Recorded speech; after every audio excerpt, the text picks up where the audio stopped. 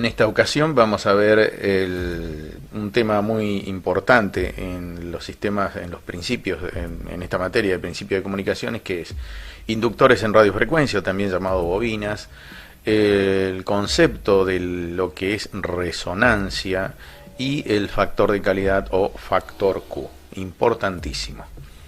Esto es todo referido a lo que son los circuitos sintonizados, que son muy importantes en todo sistema de comunicaciones. Si hiciéramos el diagrama de estos fasores, de estas fases de cada uno de ellos, de estos vectores y sus fases respectivas, nos encontraríamos que tendríamos la resistencia, que es la resistencia pura de este circuito, de cualquiera de los dos, y tenemos después dos vectores que están contrapuestos entre sí. El vector que simboliza el módulo de la reactancia inductiva, el valor que tiene la reactancia inductiva en ohms, y el valor que tiene la reactancia capacitiva hacia abajo también en ohms. Entonces, de acuerdo a la diferencia de estos dos vectores, voy a obtener la reactancia total.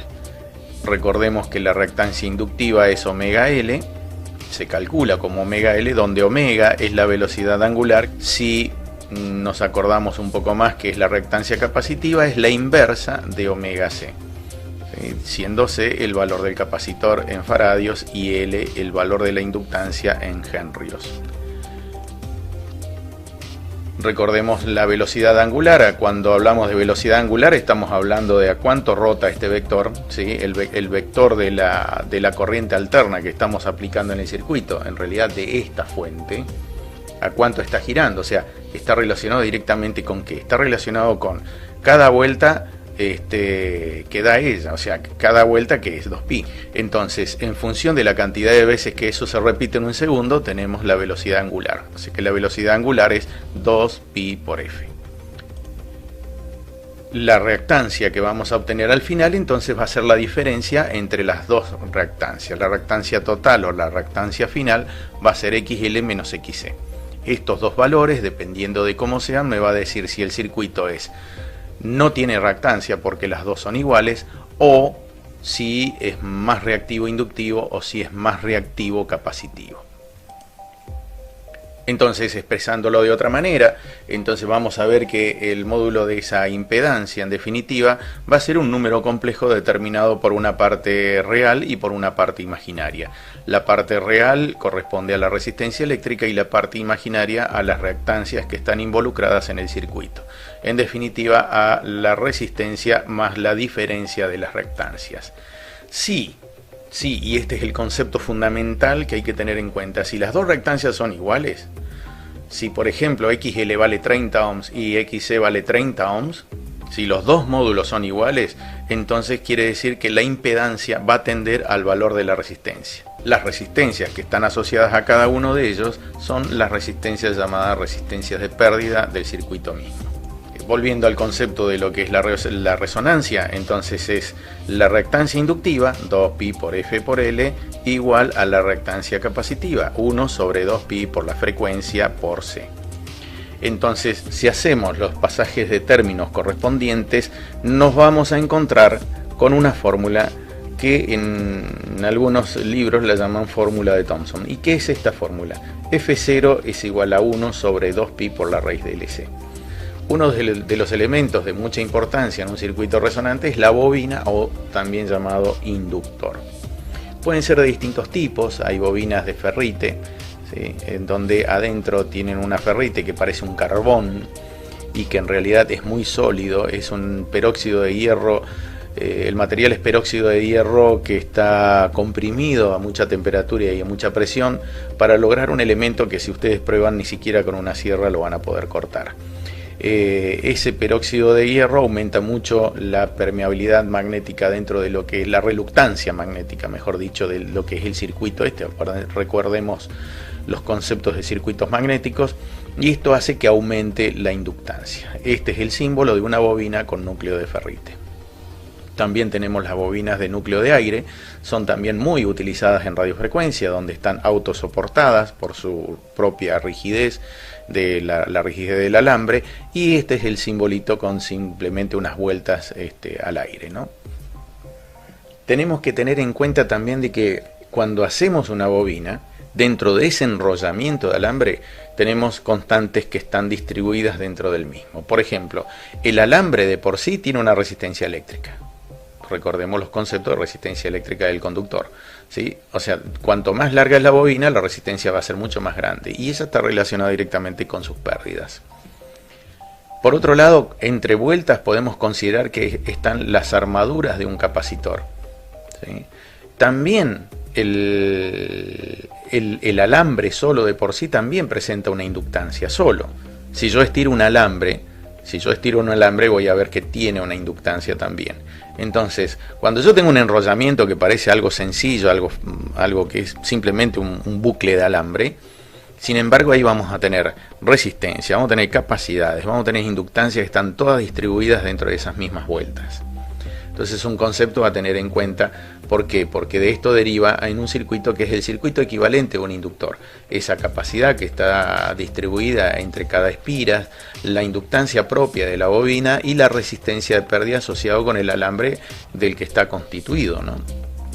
Hay bobinas que son también hechas en tipo transformadores, como este caso, que no son transformadores de alimentación, estos son transformadores para radiofrecuencia. Fíjense que es en una cazoleta donde están puestos dos arrollamientos de bobina, que uno sería el primario, el otro sería el secundario, con un núcleo, ¿sí?, que se puede desplazar aquí adentro. Se van a encontrar con esto en muchos rezagos que andan dando vuelta por ahí. Bueno, este núcleo es de ferrita, así que traten de no romperlo porque se parte, se pulveriza, ¿no? Y esto que tienen acá, que es un capuchón que va puesto encima, es la jaula de Faraday para impedir que cualquier oscilación que se genere internamente salga afuera de la misma, concatenando las líneas de fuerza dentro de la misma bobina, impidiendo tanto que entre señal de radiofrecuencia como que salga señal de radiofrecuencia de él. Y acá tenemos el símbolo de lo que es el transformador de radiofrecuencia con un núcleo interno que es el núcleo ajustable en este caso. También tenemos inductores hechos con toroides, donde lo van a ver mucho en las fuentes de alimentación. Por ejemplo, en las fuentes de alimentación de computadoras, si alguno de ustedes ha desarmado alguna, se van a encontrar con estos toroides que tienen enrollamientos, ¿no? Las fuentes de alimentación conmutada, por ejemplo, trabajan con frecuencias que están por encima de los 50 ciclos de la red. No es el propósito de este curso decir cómo funciona una fuente de alimentación, pero sí para que tengan en cuenta que trabajan en frecuencias muy altas. Tanto es así que si bien una fuente de alimentación conmutada es una fuente de alimentación muy eficaz, a veces se evita su uso en sistemas de comunicaciones porque generan muchísima cantidad de ruido y se puede introducir dentro de receptores que sean muy sensibles. Este es el símbolo del inductor de toroides y bueno, y depende de la cantidad de vueltas, la cantidad de henrios o microhenrios que va a tener.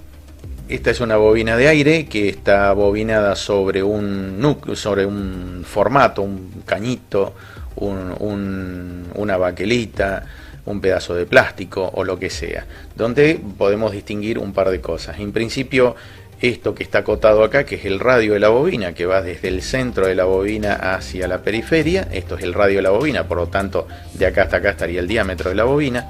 El largo de la bobina, que está tomado desde que comienza la primera vuelta hasta la última vuelta de la bobina.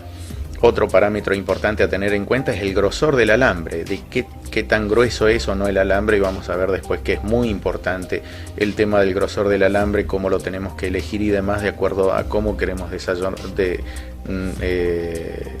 diseñar nuestro circuito sintonizado. Hay múltiples fórmulas que atacan esta cuestión del cálculo de una bobina resonante o de una bobina básicamente de una sola capa. Estas son bobinas de una sola capa, por lo tanto todas estas bobinas, todas estas vueltas tienen que estar puestas en una sola capa, no una encima de la otra. En este caso están separadas, pero en realidad deberían estar todas juntas. Están separadas a fines de ver que son distintas vueltas, ¿no? Esta fórmula que se utiliza es una fórmula totalmente empírica. ¿Esto qué quiere decir? Sacada de la experiencia. Se van a encontrar con muchas fórmulas. Nosotros vamos a usar esta, que es una de las más exactas que he encontrado por ahí dando vuelta y la he utilizado mucho para mis propios desarrollos. Donde N es la cantidad de vueltas de la bobina, L es la inductancia, esta L es la inductancia expresada en microhenrios. ¿Qué quiere decir expresada en microhenrios? Que si la inductancia es de 200 microhenrios, acá ¿qué tengo que poner? 200. No tengo que poner 200 por 10 a la menos 6 henrios. Tengo que poner solamente 200. Así funciona esta formulita empírica. Después dice 9R más 10L. ¿Qué es esto? ¿Qué es R? Es el radio. En este caso, esta fórmula, como es americana, está dada en pulgadas, y la L es la longitud de la bobina desde que comienza hasta que termina, también dado en pulgadas. Entonces, ¿cómo tenemos que resolver con esta fórmula? Ponemos la inductancia, el valor de la inductancia expresado en microhenrios, el radio acá 9 por, y el radio expresado en pulgadas, más 10 por el largo de la bobina expresado en pulgadas, dividido el valor del radio, también en pulgadas, por supuesto. Esta es una fórmula empírica que es la que vamos a utilizar nosotros. Hay muchas más dando vueltas, pero bueno, unifiquemos, normalicemos. Vamos a ver un factor que es importante en la cuestión de la resonancia y que es el factor de calidad, o también llamado factor Q. La relación entre la reactancia del inductor y su resistencia serie es frecuentemente utilizada para medir el factor de calidad o factor Q. Esto es fundamental. El Q de una bobina típica con núcleo de aire varía en función de la frecuencia. O sea, ¿qué quiere decir? Que una bobina va a tener un Q o un factor de calidad a una frecuencia determinada, pero si yo le cambio la frecuencia, ese factor de calidad va a ir cambiando. Normalmente, a medida que aumenta la frecuencia de trabajo en un inductor o en un circuito en sí, las complicaciones también se van incrementando. Ya es más difícil. Acá tenemos el factor de calidad para un circuito serie, que tiene que ver justamente con la cantidad de capacidad de almacenamiento de energía que tiene esa bobina, y esto es lo que define el factor de calidad. Es importante tener en cuenta este factor, que es ancho de banda, que está simbolizado como BW, Band Wide, ancho de banda. La selectividad en un circuito resonante está definido por su ancho de banda. ¿Qué es la selectividad? Ser selectivo, ¿qué significa? Saber elegir. ¿Y eso qué significa? Significa que si yo quiero seleccionar una estación, quiero seleccionar solamente esa estación y no las que están cercas. Se van a dar cuenta, o habrán tenido la experiencia, de que hay radios que son de muy mala calidad y yo quiero sintonizar una estación y se me mete otra y demás. Bueno, esos son circuitos internos que tiene esa radio, que son de muy mala calidad, con un ancho de banda muy grande, y por lo tanto no tienen selectividad, no tienen la capacidad de seleccionar la frecuencia que yo quiero sin que se metan otras frecuencias que están cercanas y me produzcan interferencias. O sea, un receptor, por ejemplo, de muy mala calidad. Acá tenemos cómo podemos interpretar lo que es un ancho de banda, donde en realidad el ancho de banda es, si vemos esta gráfica, vamos a ver que en el eje de las X, digamos, se grafican lo que son las frecuencias, y en el eje de las Y lo que es la amplitud. La amplitud de la señal va a ir aumentando, por ejemplo, imaginemos que es un circuito tanque, un circuito resonante paralelo. Entonces, a esa frecuencia, la ganancia del circuito en amplitud va a ser muy grande. Justamente en ¿qué? En F0. ¿Qué es F0? La frecuencia de resonancia. Van a ver que hay dos frecuencias más, F1 y F2. F1 y F2 es el intervalo definido. Ese intervalo definido entre F1 y F2 es lo que determina el ancho de banda de la señal, y esta es la frecuencia central de esa señal. En realidad esto es en forma relativa, porque vamos a ver exactamente cómo es. Podemos decir que el ancho de banda es la diferencia entre F2 y F1, entonces ahí establecemos el ancho de banda de una señal, o también podemos decir que que el ancho de banda es directamente proporcional a la frecuencia de resonancia e inversamente proporcional al factor de calidad. O sea que si el factor de calidad disminuye, el ancho de banda aumenta. A mayor cantidad de factor de calidad, el ancho de banda es más chiquitito. El circuito es mucho más selectivo. Imaginemos el dial de una radio. Vamos a poner este ejemplo. Vamos a imaginar el dial de una radio. tenemos el dial de una radio, donde toda esta porción que está arriba es la amplitud modulada, y toda la porción que está acá abajo es la banda de broadcasting de FM, de frecuencia modulada, con toda su marcación en la carátula y demás. Acá, por ejemplo, estaría más o menos sintonizado dentro de lo que son los 800 kHz, ¿sí? Esto en realidad donde dice 54 es 540, 600, 700, 800, 1000, 1200, 1400 y hasta 1600 kHz, que es el ancho de banda asignado para la AM Broadcasting. Acá en el de la FM tenemos de 88 a 108 MHz, que es la banda asignada al servicio de broadcasting de FM. El ancho de banda en amplitud modulada es de 10 kHz. ¿De dónde saco esto? ¿De la galera? No. Hay una unión que es la Unión Internacional de Telecomunicaciones, que es la que establece las pautas junto con todas las naciones de normalizar. Entonces una emisión para amplitud modulada broadcasting está normalizada con un ancho de banda de 10 kHz. O sea, yo necesito un circuito resonante que tenga 10 kHz para poder recibir a esa estación, ni más ni menos, tiene que ser de 10 kHz. Y por ejemplo en FM es distinto, 200 kHz. En realidad, si la emisión en frecuencia modulada fuese en monoural, por ejemplo, o sea en un solo canal, como era hace muchos años atrás, la frecuencia que se necesita no va más allá de los 70-75 kHz de ancho de banda. Pero al transmitir en estéreo yo necesito dos canales y el ancho de banda es cada vez mayor, yo necesito transportar mayor cantidad de señal. Cuando yo transmito frecuencia modulada en una emisora de FM, transmito el canal izquierdo, el canal derecho y algo que se llama señal piloto, y es una señal que está entre medio de los dos y que le dice al sistema que discrimina dentro del receptor: mira, de este lado para acá está el canal izquierdo, de este lado para allá está el canal derecho, para que pueda entender, para que pueda centrarse y decir, bueno, cuál es canal izquierdo y derecho, y podemos escuchar una emisión de relativa calidad en FM estéreo. Pero bueno, básicamente estos son los anchos de banda que se manejan comercialmente. Acá tenemos las curvas. Estas curvas corresponden ¿a qué cosa? Al ancho de banda, justamente. En realidad, fíjense que el ancho de banda, distinto a como lo habíamos visto acá en forma muy general, esto está visto en forma muy genérica, vamos a ir achicando un poquito más los conceptos, vamos a ir puliendo un poco más los conceptos. En realidad, el ancho de banda está definido por un intervalo de dos frecuencias, que serían F2 y F1, ¿sí? cuya caída es de menos 3 decibeles. Tenga a mano, compañero, cómo viene la historia. Por ejemplo, vamos a ver esta curva que está en rojo. Esta curva que está en rojo es una curva de resonancia, donde, bueno, acá tenemos la amplitud de la curva. En este punto la amplitud es máxima y, bueno, empieza a decaer en función de que la frecuencia va aumentando. Bien, perfecto.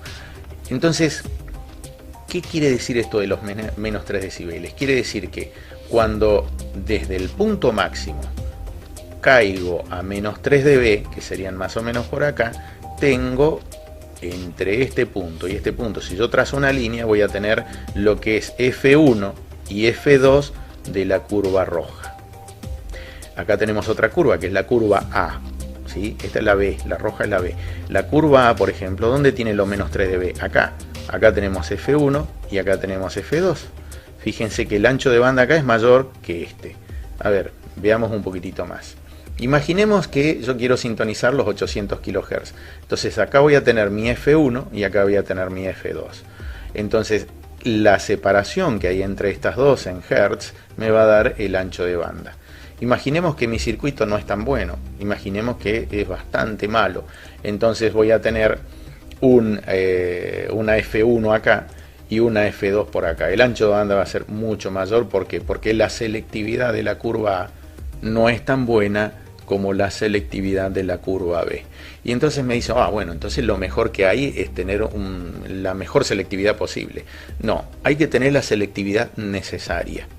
Cada ancho de banda de estos se llama ancho de banda necesario. Por ejemplo, el ancho de banda necesario para una emisión en amplitud modulada es de 10 kHz. El ancho de banda necesario para emisión de FM estéreo es de 200 kHz.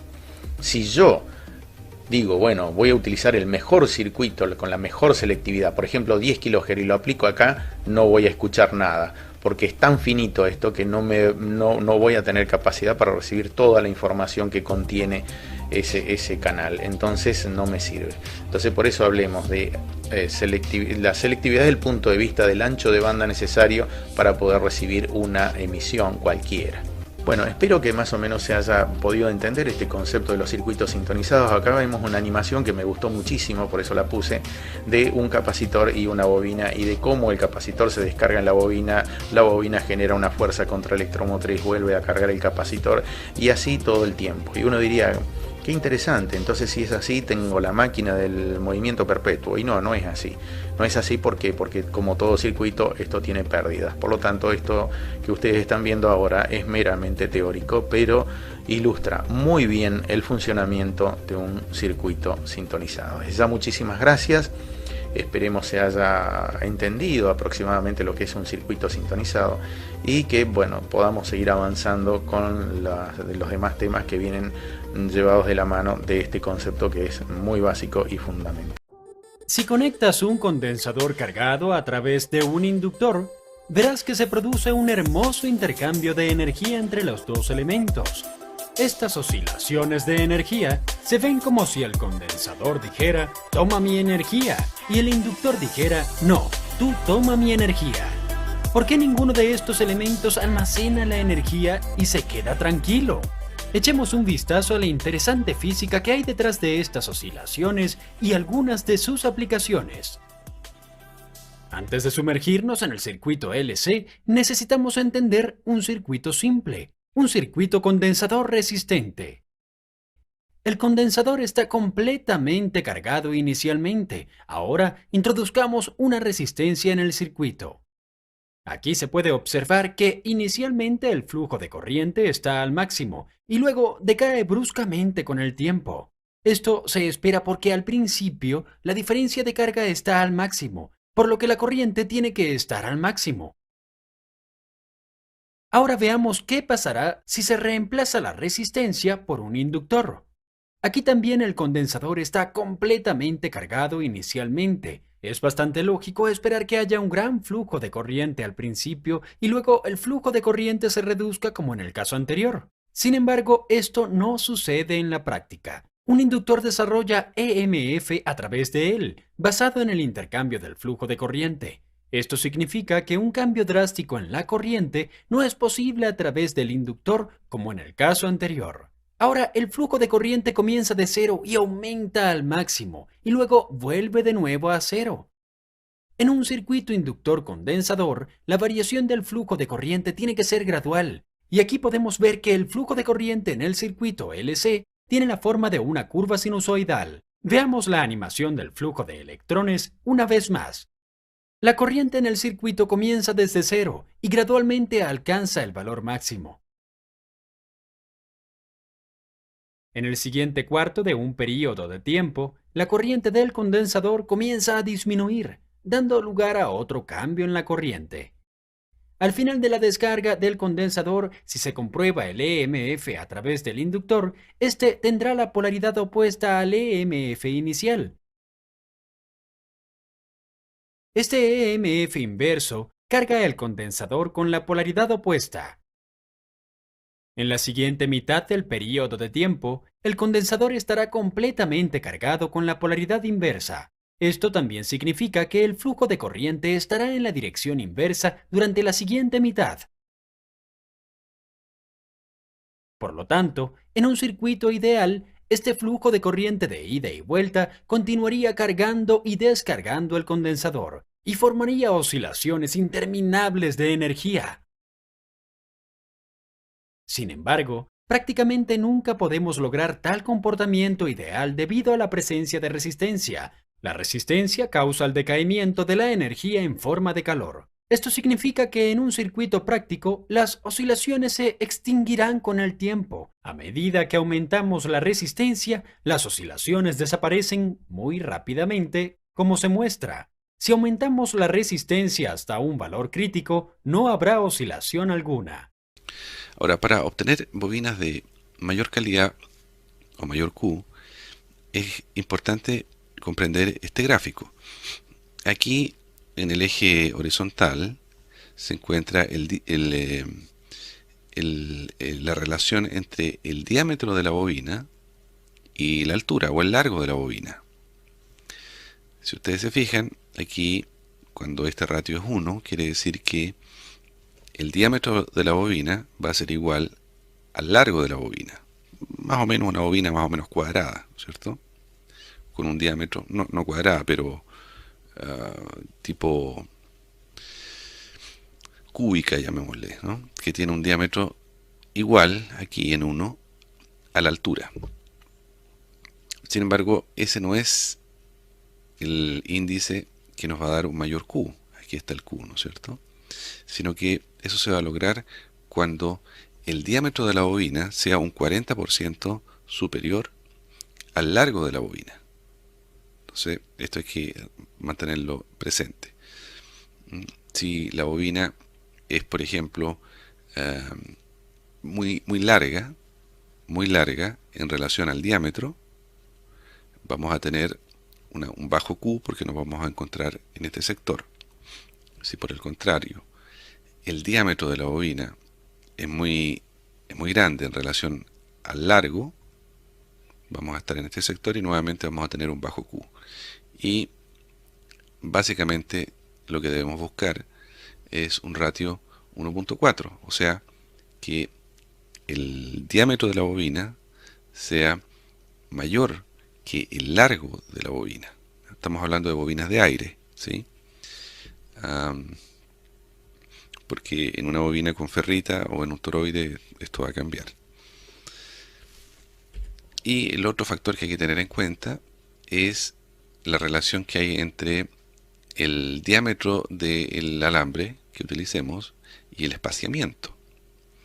Si no hay espacio entre cable y cable al hacer la bobina, ¿cierto? Las vueltas, nosotros vamos a tener un ratio, por ejemplo, si esto es 0, no hay espaciamiento, está un alambre al lado del otro, el Q va a ser más bajo, un 75%, por ejemplo, aquí, de lo que sería si nosotros construimos una bobina que tenga un espaciamiento de igual longitud que el diámetro que tenga el alambre, ¿cierto?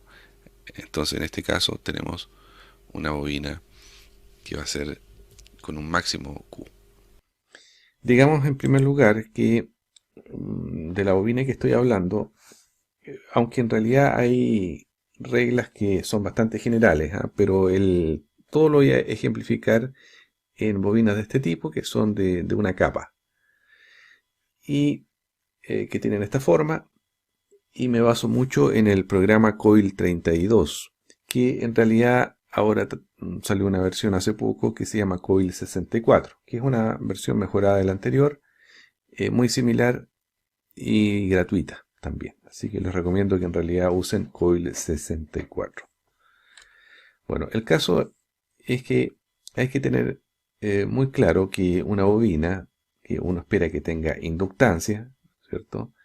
Lamentablemente también presenta capacitancia. La inductancia, la reactancia inductiva y la reactancia capacitiva varían con la frecuencia, entonces ocurre que existe alguna frecuencia en la cual va a ocurrir algo muy especial, y es que esta bobina va a entrar en resonancia. Esa bobina que va a entrar en resonancia en cierta frecuencia, a esa frecuencia se le llama frecuencia de autorresonancia. Y en este caso, para los que quieren hacer bobinas, hay que arrancar, digamos, de esa frecuencia. Ese es el punto fundamental. ¿Por qué tienen capacitancia las bobinas? Bueno, porque aquí se ve que hay espiras que están muy pegadas una al lado de la otra y por supuesto ahí hay capacitancia. Entonces se podría plantear como un esquema de este estilo, donde tenemos capacitancia y tenemos inductancia, y por lo tanto esto se parece mucho a un circuito tanque, o también se parece mucho a una trampa de antena, ¿cierto? En el caso de la trampa de antena nosotros queremos que encontrar el punto de resonancia, pero en el caso de la bobina no. En general, ¿no? Muy bien, digamos que ningún inductor es en realidad un inductor ideal. Un inductor ideal o una bobina ideal sería una que solamente tiene inductancia. Pero el hecho de tener esta forma, estas espiras, implica que también va a tener capacitancia. En la realidad, una bobina real tiene ambas, una autoinductancia y una autocapacitancia. Justamente por las vueltas que está una al lado de la otra, hay una autocapacitancia. Autocapacitancia quiere decir que generada por sí misma la bobina, no es que está agregando un capacitor adicional. ¿Sí? Muy bien. A cierta frecuencia, cualquiera de estas bobinas va a entrar en autorresonancia, lo que yo les decía, que en inglés sería Self-Resonant Frequency, o sea, SFR. En lo que sigue voy a hablar de SFR, que es esa frecuencia, justamente. SFR es la frecuencia a la cual la capacitancia parásita del inductor, ¿cierto?, resuena con la inductancia del inductor y por lo tanto se produce un efecto muy importante, que es que la impedancia de ese circuito, llamémosle, es extremadamente alta. Eso es lo que justamente les iba a decir ahora, que en esta frecuencia de autorresonancia existe una impedancia extremadamente alta. La bobina parece un circuito abierto. Vamos a suponer que tenemos una bobina a la cual queremos que tenga una inductancia de 500 microhenrios. 500 microhenrios. Y vamos a suponer que el diámetro de esta bobina, o en el cual nosotros vamos a hacer la bobina del tubo, sea por ejemplo de 10 centímetros, o sea 100 milímetros, este diámetro que está acá. Y vamos a suponer que el diámetro del alambre es muy delgadito, 0.25 milímetros, 0.25 milímetros, y vamos a suponer que, por simplicidad, el diámetro con el barnizado o la aislación es despreciable, es casi cero, por lo tanto el diámetro es el mismo, ¿no? Muy bien, y vamos a diseñarlo para la frecuencia de 1 MHz. 1 MHz sería más o menos el centro de la banda de amplitud modulada. Lo que nos interesa es una bobina de cobre. Vamos a hacer aquí el cálculo. Acá están los resultados. Los resultados indican, en primer lugar, que esta bobina se tendría que construir con un tubo de, ya lo hemos dicho, 10 centímetros y con un largo de 13.367 milímetros. Vamos a tener que hacer una bobina con 52 vueltas y vamos a utilizar 16 metros de cable de cobre. ¿Sí? Muy bien. Y vamos a hacer un largo, la bobina va a tener un largo, un L, de 13.367 milímetros, o sea, un poquito más de 1 centímetro. Entonces, esto pareciera ser no óptimo, debido a que el diámetro es demasiado grande en relación al largo, ¿no? Entonces el Q de la bobina es de 271. ¿Okay? Esta es la resistencia, parte real de la bobina, y la reactancia de la bobina es de 3000 ohms, 3141. Vamos a ingresar los datos aquí a Excel, ¿sí? Y vamos a ver qué nos da. Vamos a ver, con una bobina de 100 milímetros, 10 centímetros, la reactancia inductiva, aquí está 3141.6. La resistencia parte real, aquí está 11.6 ohms. Eso nos da un Q de 271, que es justamente el Q que tenemos aquí. Muy bien.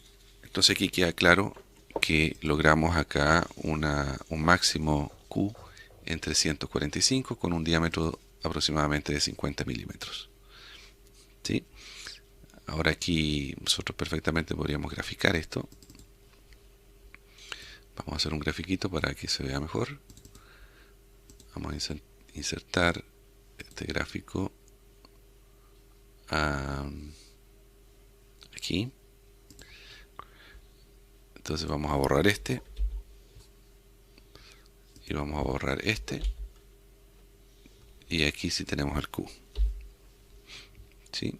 Y aquí queda bastante claro entonces que el Q se maximiza cuando el diámetro del tubo que usamos para la bobina es alrededor de 50 milímetros, o sea 5 centímetros.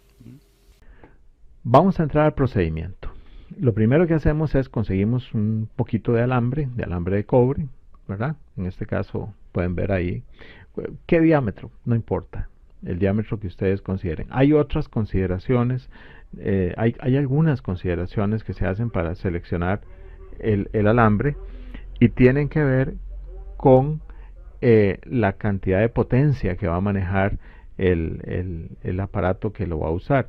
Vamos a dejar eso de lado por el momento y vamos a pensar que cualquier alambre nos puede servir y que porque podríamos hacer una discusión sobre qué alambre, ¿verdad? En función de la corriente que puede manejar el alambre, porque en función de la corriente que pueda manejar el alambre va a ser la potencia que pueda manejar. Entre más grueso el alambre, más potencia puede manejar. De momento vamos a dejar eso por fuera y vamos a decir que conseguimos un alambre y un núcleo para alambrar la bobina. Como pueden ver, el núcleo que yo conseguí es un lapicero, ¿verdad? Vamos a hacerlo con un lapicero simplemente, y entonces ese es el primer paso, conseguir un poco de alambre y un núcleo, que esto puede ser un tubo de PVC, puede ser un lapicero, cualquier cosa que sea redondo y que nos permita arrollar una bobina alrededor de ese núcleo. Entonces lo que vamos a hacer en el segundo paso es arrollar 1 centímetro. Ven que esto es 1 centímetro, porque lo que nos interesa es saber cuántas vueltas caben en 1 centímetro de ese alambre que conseguimos, ¿verdad? De ese alambre que conseguimos, cuántas vueltas caben en 1 centímetro en este núcleo, ¿ok? Entonces, esa cantidad de vueltas la arrollamos en ese núcleo, ¿verdad? Hasta completar 1 centímetro. Cuando completamos 1 centímetro decimos, ok, por ejemplo, en este caso teníamos 5 vueltas por centímetro, 5 vueltas en 1 centímetro. 5 vueltas caben en 1 centímetro. Eso es un dato que necesito, ¿verdad?